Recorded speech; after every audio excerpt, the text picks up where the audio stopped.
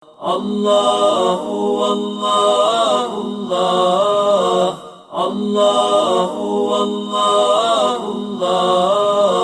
Allahu Allahu Allahu Allah. Selama 500 tahun, Andalus hidup sebagai tanah yang indah namun lupa pada dirinya sendiri. Hingga suatu pagi di Januari 2026, sebuah suara lama kembali menggema dan membangunkan sesuatu yang tak pernah benar-benar mati. Bukan lewat perang tentang asal-usul manusia. Ketika ilmu pengetahuan mulai membuka rahasia darah dan sejarah, masyarakat Spanyol dan Portugal menyadari bahwa mereka bukan sekedar pewaris tanah Andalus, melainkan bagian dari peradaban Islam yang pernah berjaya di atasnya. Inilah kisah tentang ingatan yang pulang, tentang iman yang ditemukan tanpa paksaan, dan tentang sebuah peradaban yang bangkit bukan untuk menguasai dunia, melainkan untuk berdamai dengan kebenaran tentang dirinya sendiri. Sebelum melanjutkan cerita, jangan lupa untuk subscribe, like, komen, dan share video ini ya.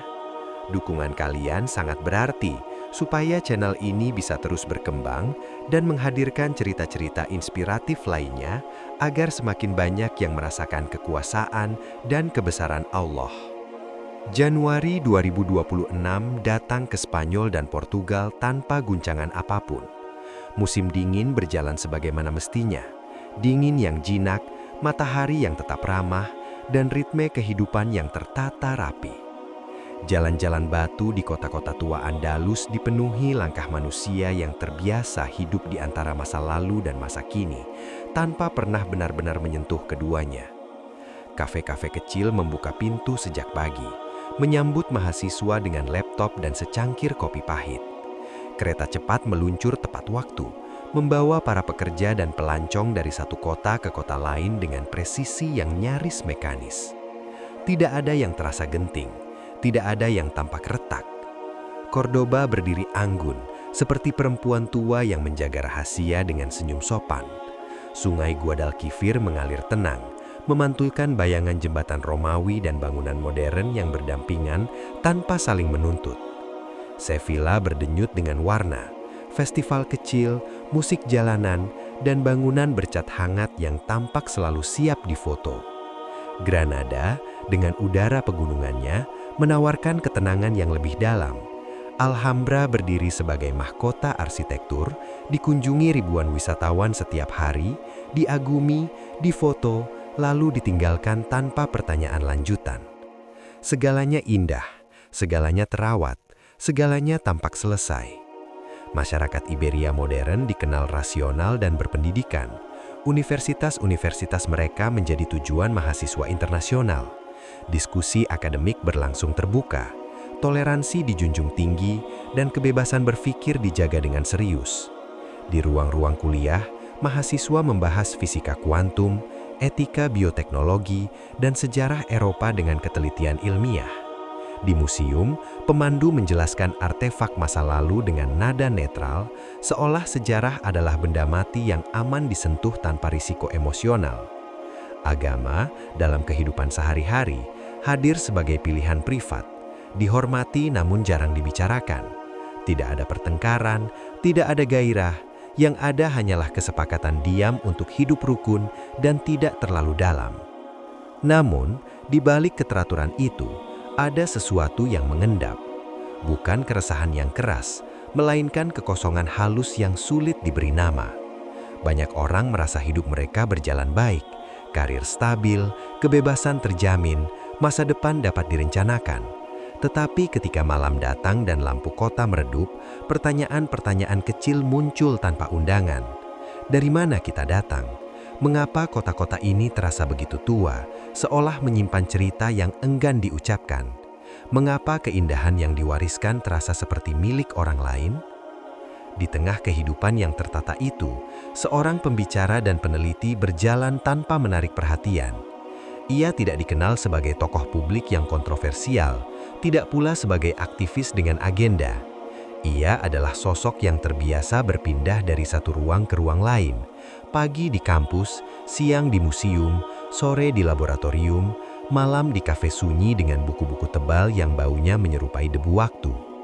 Latar belakangnya lintas disiplin, sejarah, sains, dan kajian budaya, membuatnya lebih sering menjadi pendengar daripada orator.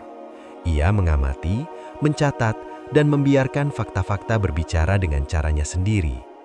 Rutinitasnya sederhana. Di kampus, ia mengikuti diskusi mahasiswa tentang asal-usul metode ilmiah. Di museum, ia berdiri lama di depan artefak yang diberi label singkat dan aman. Di laboratorium, ia menyaksikan data bergerak di layar, angka-angka yang jujur, tak peduli pada emosi manusia. Di kafe, ia mendengar percakapan ringan tentang film terbaru, politik Eropa, dan rencana liburan musim panas. Tidak ada yang membicarakan iman, tidak ada yang mempertanyakan identitas lebih jauh dari paspor dan bahasa. Sejarah Islam di Andalus bila disebut, selalu muncul dalam konteks yang sama, masa lalu yang eksotis. Ia hadir dalam brosur wisata, dalam ukiran geometris yang dipuji karena keindahannya, dalam nama jalan yang terdengar asing namun menarik.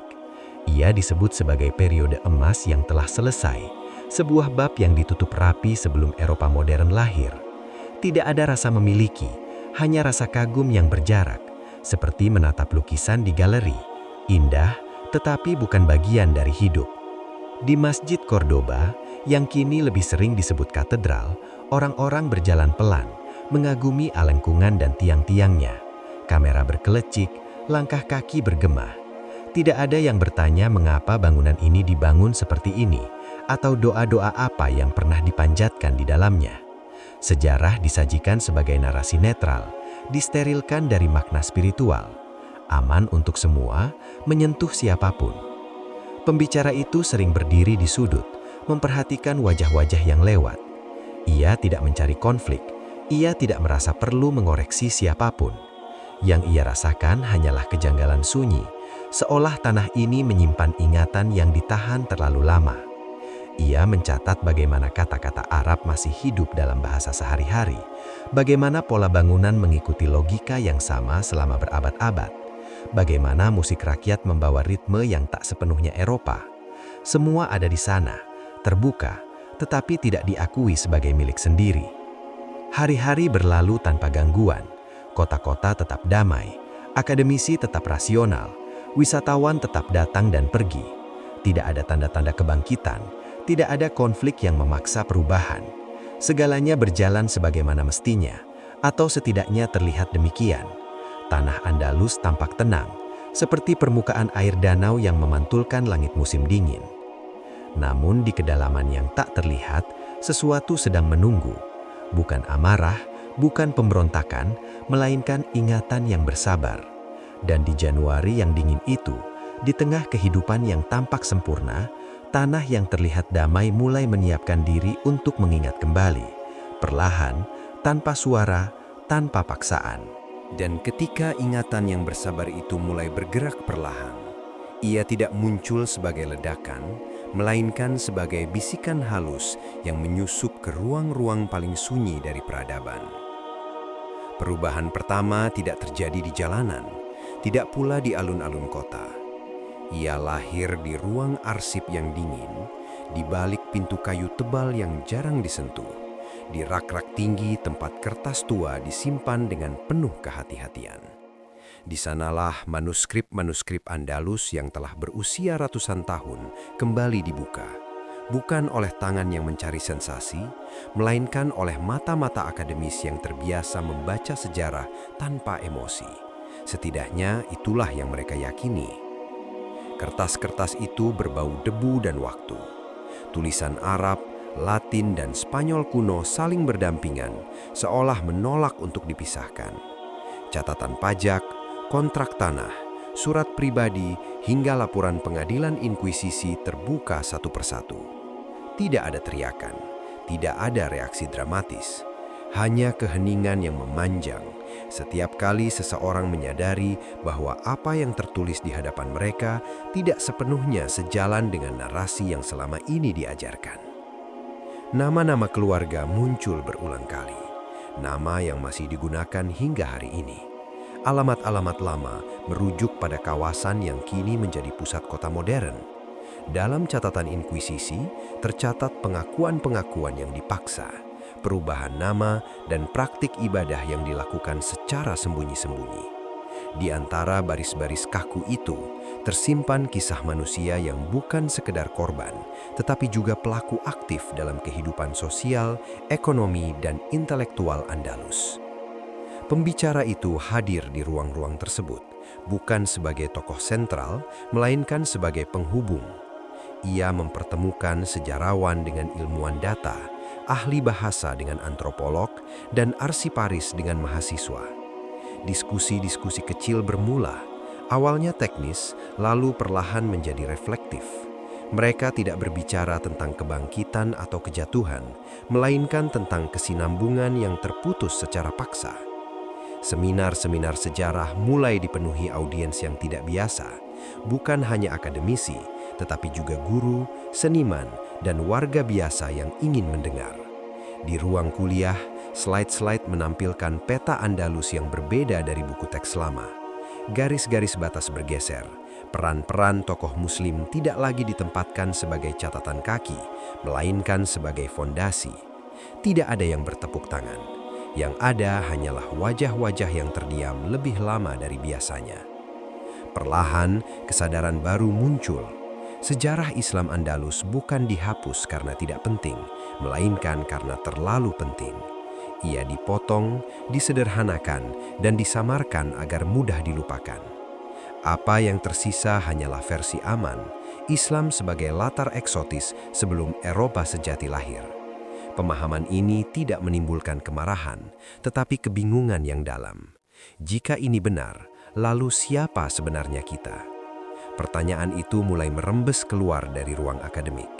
Di meja makan keluarga, seseorang bertanya mengapa nenek mereka masih menyimpan kebiasaan tertentu yang tidak pernah dijelaskan. Di kafe, percakapan ringan berubah arah ketika seseorang menyebutkan asal-usul nama keluarganya. Di sekolah, murid-murid mulai bertanya mengapa tokoh-tokoh ilmuwan muslim jarang dibahas secara mendalam, padahal kontribusinya begitu nyata. Reaksi emosional yang muncul tidak pernah meledak. Ia hadir dalam bentuk jeda. Jeda sebelum menjawab, jeda sebelum tertawa, jeda sebelum mengganti topik. Banyak orang merasa ragu, seolah berdiri di ambang pintu yang belum siap mereka buka sepenuhnya. Yang lain merasa penasaran, dorongan kecil untuk membaca lebih jauh, mencari lebih dalam, tanpa tahu kemana arah pencarian itu akan membawa. Pembicara itu mencatat semuanya. Ia melihat bagaimana rasa ingin tahu tumbuh tanpa paksaan. Tidak ada ajakan untuk percaya, tidak ada dorongan untuk berpihak. Yang ada hanyalah data, arsip, dan pertanyaan yang jujur. Ia menyadari bahwa benih perubahan tidak membutuhkan teriakan. Ia hanya membutuhkan ruang untuk tumbuh. Di museum-museum, label artefak mulai direvisi dengan bahasa yang lebih jujur. Di perpustakaan, buku-buku tentang Andalus lebih sering dipinjam. Di internet, diskusi-diskusi kecil muncul, tidak viral, tetapi konsisten. Masyarakat belum merubah cara hidup mereka, tetapi cara mereka memandang masa lalu mulai bergeser. Tidak ada yang merasa terancam, tidak ada yang merasa diserang, namun keheningan yang dulu nyaman kini terasa berbeda. Ia bukan lagi ketenangan yang kosong, melainkan keheningan penuh makna, seperti seseorang yang baru menyadari bahwa ada cerita besar yang belum pernah ia dengar tentang dirinya sendiri. Ingatan yang selama ratusan tahun tertimbun itu belum sepenuhnya muncul ke permukaan. Ia masih rapuh, masih mudah diabaikan, namun ia telah mengirimkan sinyal pertamanya. Dan bagi tanah Andalus, sinyal itu cukup untuk menandakan bahwa sesuatu di dalam dirinya telah terbangun, meski belum berani menyebutkan namanya. Dan ketika sesuatu yang terbangun itu akhirnya berani disebutkan namanya, ia tidak datang sebagai keyakinan baru, melainkan sebagai data yang tak bisa dibantah. Peralihan itu terasa nyaris tak terlihat, tetapi dampaknya merembes kemana-mana.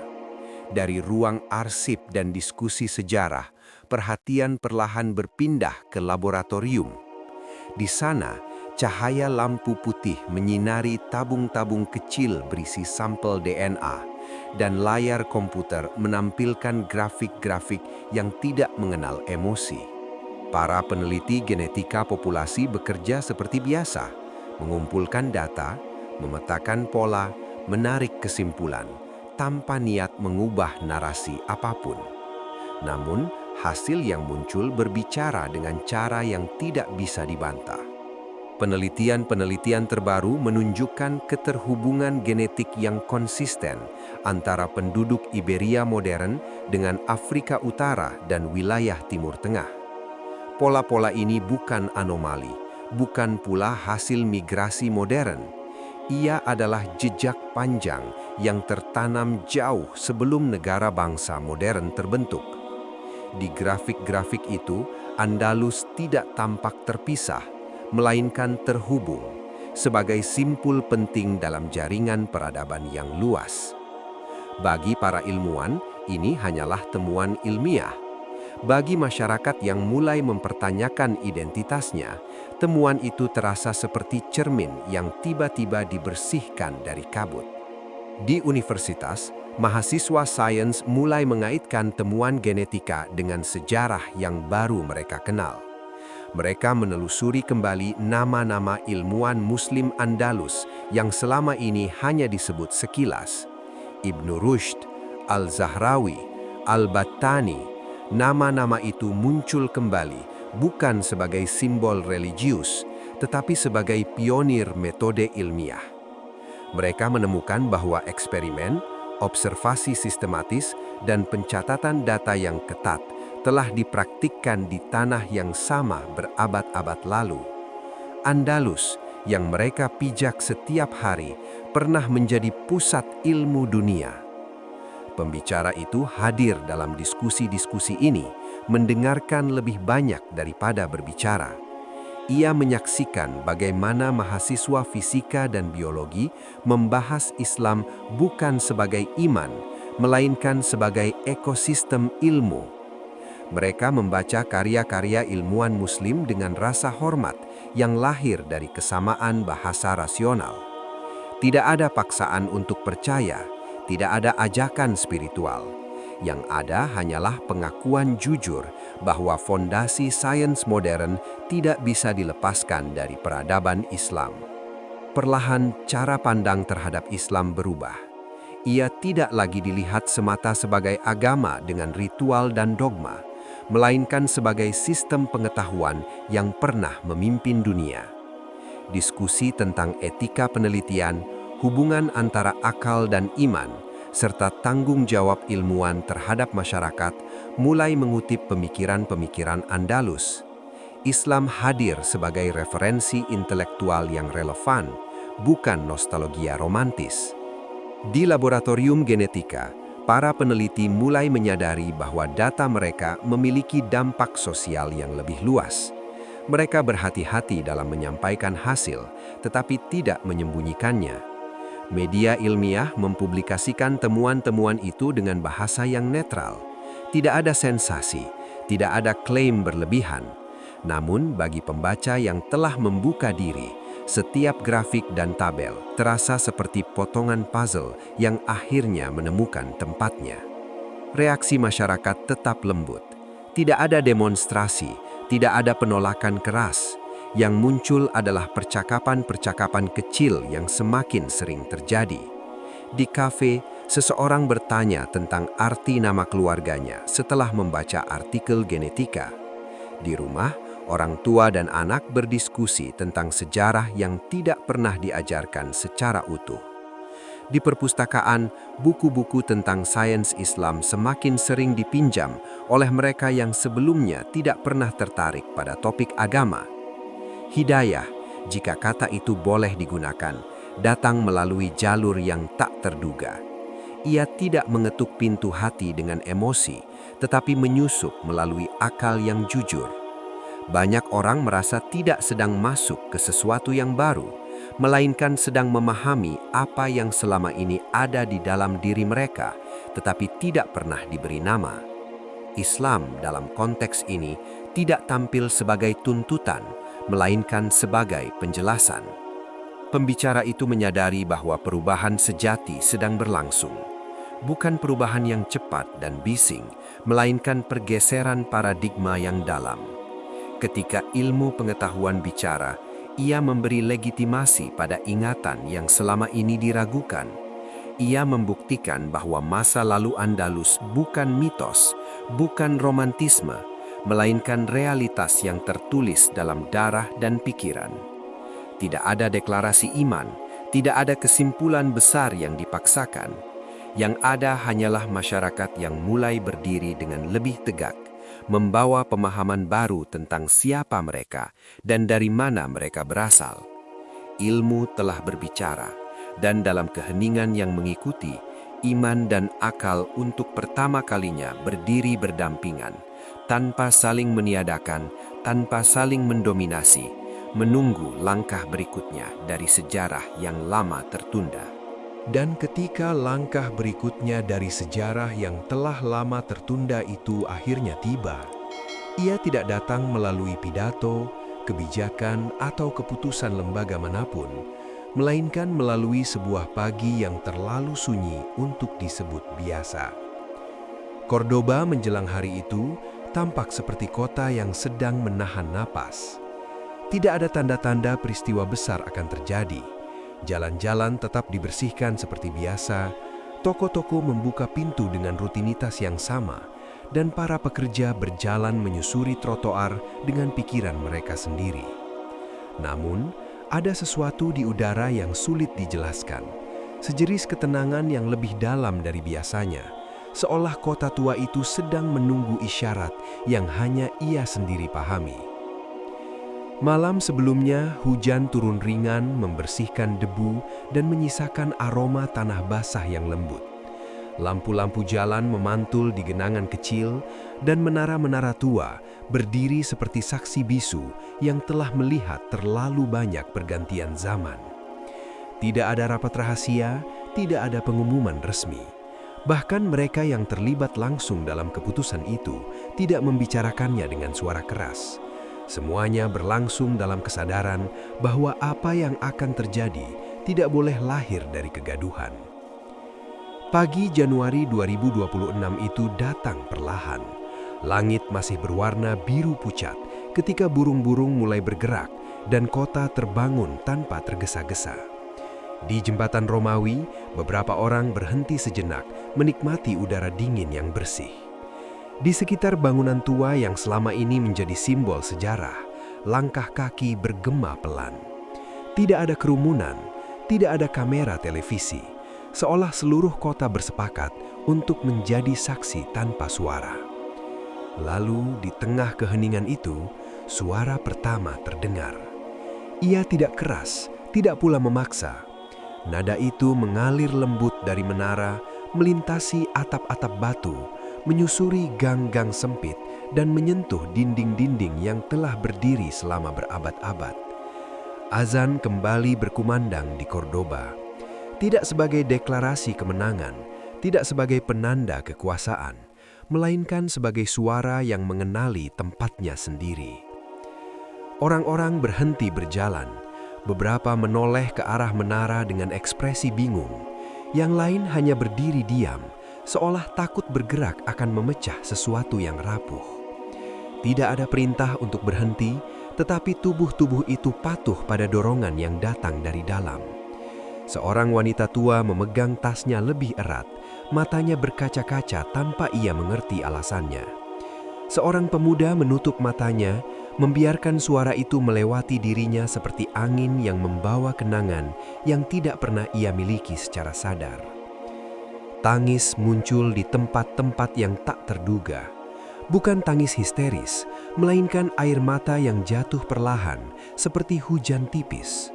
Tidak ada yang merasa malu, tidak ada yang merasa perlu menjelaskan. Bagi sebagian orang, suara itu terdengar asing, nada yang belum pernah mereka dengar secara langsung. Namun bagi yang lain, ia terasa sangat dekat, seperti lagu yang pernah dinyanyikan di rumah masa kecil, meski mereka tidak ingat kapan atau oleh siapa.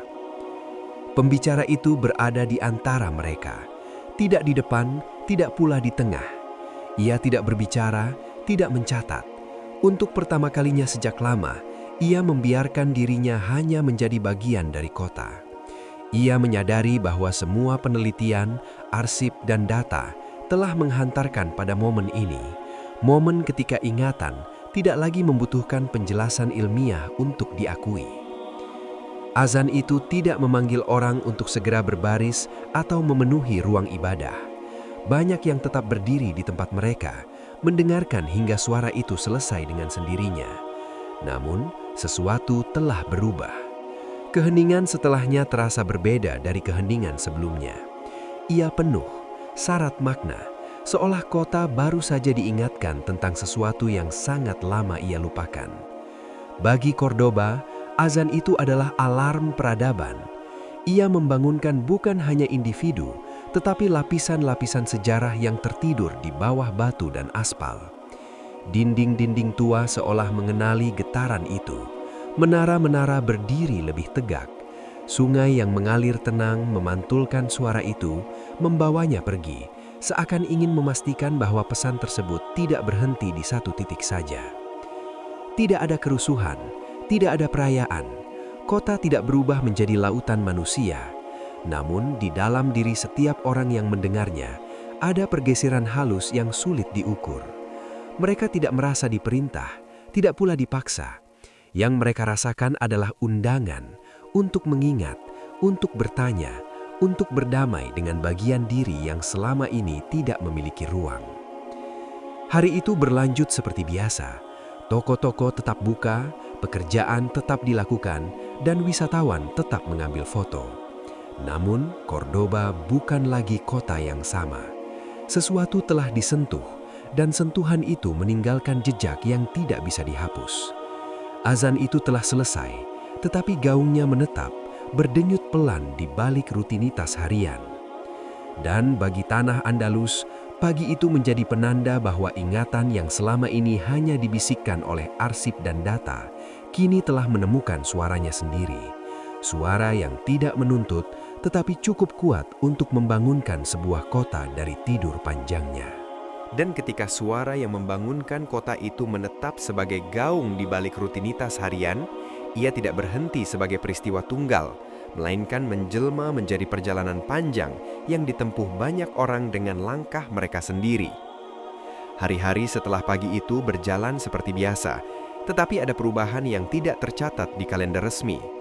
Tidak ada pengumuman negara, tidak ada judul besar di halaman depan koran. Namun di masjid-masjid kecil yang tersembunyi di balik gang, di ruang-ruang diskusi kampus, dan di rumah-rumah sederhana, orang-orang mulai datang dengan pertanyaan yang sama. Apakah ini tentang keyakinan baru, atau tentang sesuatu yang lama yang akhirnya kembali? Lonjakan mu'alaf tidak pernah diumumkan sebagai angka spektakuler.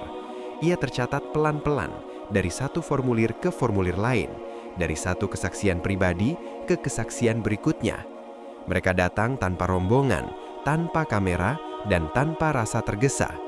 Banyak dari mereka adalah akademisi, dosen sejarah, peneliti biologi, mahasiswa doktoral, orang-orang yang terbiasa meragukan segalanya sebelum menerima apapun. Namun justru merekalah yang kini datang dengan ketenangan yang sulit dijelaskan. Seorang profesor sejarah yang selama puluhan tahun mengajar tentang Eropa modern mengaku bahwa ia tidak merasa sedang berpindah agama. Ia merasa seperti seseorang yang akhirnya membaca halaman pertama dari buku yang selama ini ia ajarkan dari halaman tengah. Seorang mahasiswi genetika berkata dengan suara bergetar bahwa setelah memahami peta DNA dan membaca kembali sejarah Andalus, ia merasa Islam tidak pernah benar-benar asing baginya. Ia hanya tidak pernah diberi kesempatan untuk mengenalnya. Di kalangan generasi muda, perubahan itu terasa lebih alami. Mereka tidak dibebani trauma sejarah secara langsung, tetapi merasakan kekosongan yang sama seperti orang tua mereka. Bagi mereka, Islam hadir bukan sebagai simbol politik atau identitas yang harus dipertahankan dengan keras, melainkan sebagai bahasa batin yang terasa jujur. Mereka belajar sholat seperti belajar musik, perlahan, dengan kesalahan, dengan keinginan untuk memahami, bukan untuk dipamerkan. Pembicara itu menyaksikan semua ini dengan perasaan yang sulit ia rangkai menjadi kalimat. Ia ingat istilah yang sering ia gunakan dalam seminar-seminarnya, kutukan 500 tahun. bukan kutukan mistis, melainkan warisan penyangkalan yang diwariskan dari generasi ke generasi. Selama 5 abad, Andalus diajarkan untuk melupakan sebagian dirinya agar bisa bertahan sebagai bangsa modern. Kini, tanpa ada yang memaksa, ingatan itu kembali mengambil tempatnya. Yang mengejutkan banyak pihak adalah ketenangan proses ini. Tidak ada benturan besar, tidak ada gelombang perlawanan yang masif. Masyarakat seolah memahami secara naluriah bahwa apa yang sedang terjadi bukanlah perebutan ruang, melainkan pemulihan makna. Islam tidak datang sebagai ideologi asing yang menuntut perubahan mendadak, tetapi sebagai rumah yang pintunya selalu terbuka, menunggu penghuninya pulang ketika mereka siap. Di masjid-masjid, suasana tetap sederhana, tidak ada euforia berlebihan. Orang-orang duduk berdampingan, mereka yang lahir Muslim dan mereka yang baru belajar mengucapkan syahadat tanpa garis pemisah yang jelas. Tidak ada yang merasa lebih dahulu atau lebih benar. Yang ada hanyalah rasa syukur yang tenang, seolah setiap orang menyadari bahwa perjalanan ini adalah urusan pribadi antara manusia dan Tuhannya. Pembicara itu akhirnya berbicara di hadapan audiens yang lebih luas, bukan untuk mengumumkan kemenangan, melainkan untuk mengingatkan. Ia mengatakan bahwa kutukan itu tidak berakhir karena Islam kembali berkuasa, tetapi karena kebenaran akhirnya diakui tanpa rasa takut. Ia menegaskan bahwa Andalus tidak bangkit sebagai imperium, tidak pula sebagai simbol kejayaan politik. Ia bangkit sebagai kesadaran bahwa identitas tidak bisa dihapus hanya dengan penghapusan catatan. Dalam refleksinya, ia menyebut bahwa sejarah bukanlah beban yang harus disangkal, melainkan akar yang memberi kekuatan. Ketika masyarakat berani mengakui seluruh masa lalunya, termasuk bagian yang pernah dianggap berbahaya, mereka tidak menjadi lebih lemah, tetapi lebih utuh. Dan keutuhan itulah yang selama ini dicari oleh tanah Andalus. Menjelang akhir musim dingin, kota-kota kembali dipenuhi cahaya matahari yang lebih hangat. Cordoba, Sevilla, dan Granada tetap menjadi tujuan wisata, tetap menjadi pusat pendidikan dan budaya.